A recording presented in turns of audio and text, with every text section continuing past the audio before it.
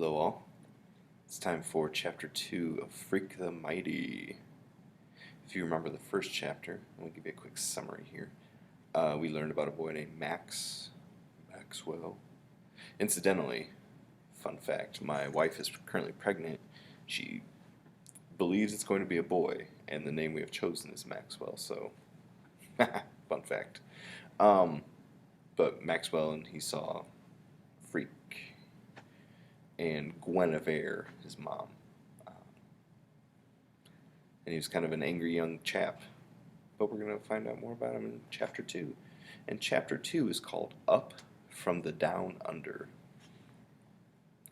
That summer, let's see, I'm still living in the basement, my own private down under, in the little room Grim built for me down there.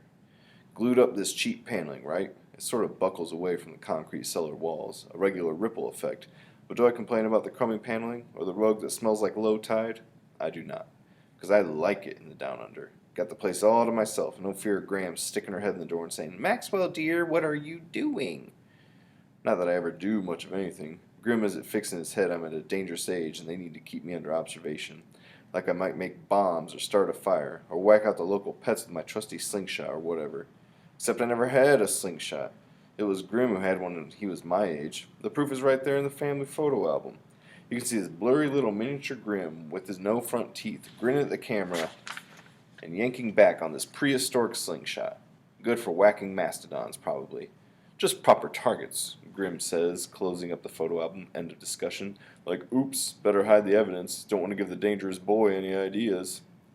Not that I have any ideas. My brain is vacant, okay? Vacant, okay? I'm just this critter hiding out in the basement, drooling in my comic books or whatever. Alright, I never actually drool, but you get the picture. Anyhow, this is the first day of July, already counting down for the 4th and wondering where I can get an M80, which is supposed to have the explosive power of a quarter stick of dynamite or something. And when it goes off, your heart thuds to a stop for a microsecond. Wham! Which is probably what Grim is afraid of. Eek eek, Maxwell, armed with dynamite.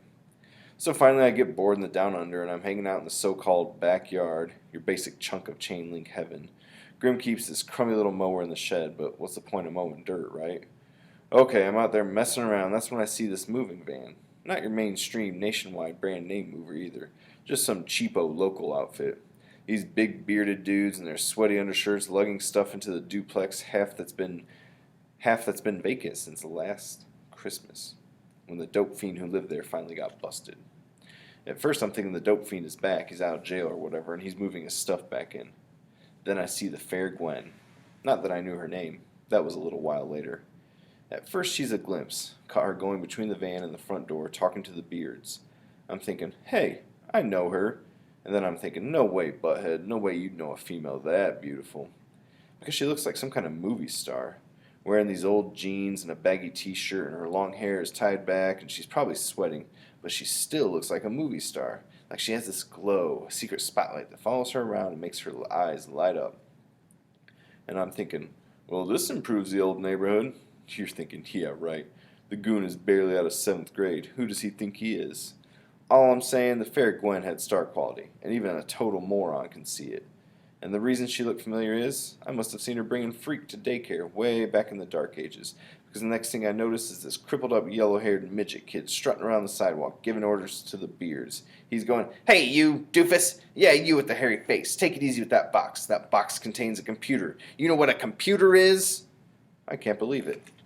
By then I'm sneaking along the street to see what's going on, and there's this weird looking little dude. He's got a normal sized head, but the rest of him is shorter than a yardstick and kind of twisted in a way that means he can't stand up straight and makes his chest puff out, and he's waving his crutches around and yelling up at the movers. "Hey, Gwen," one of the Beards says, "can't you give this kid a pill or something? He's driving us nuts." So Gwen comes out of the house and pushes the hair out of her big brown eyes, and she goes, "Kevin, go play in the backyard, okay?" "But my computer!" "Your computer is fine. Leave the men alone. They'll be done soon and then we can have lunch." By this time I'm hunkering along in front of the place trying to maintain a casual attitude, except like I said, my feet are going wild that year and I keep tripping over everything. Cracks in the sidewalk, ants on the sidewalk, shadows, anything.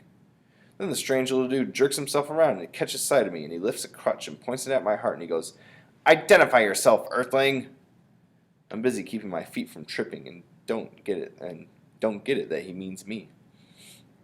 I said identify yourself, Earthling, or suffer the consequences. I'm like, what? And before I can decide whether or not to tell my name, or which name, because by now I recognize him as the weird little robot kid from daycare, and maybe he remembers me as Kicker. Anyhow, before I can say a word, he pulls the trigger on that crutch and makes a weapon noise. Pew! And he goes, then die, Earthling, die! I motor out of there without saying a word, because I'm pretty sure he really means it. The way he points that crutch is only part of it. You have to see the look in his eye. Man, that dude really hates me. He wants me to die.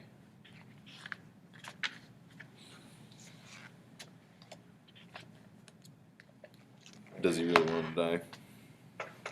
Clearly from the cover and the title of the book and the way that he describes it, they do not become mortal enemies. But first impressions are everything, they say.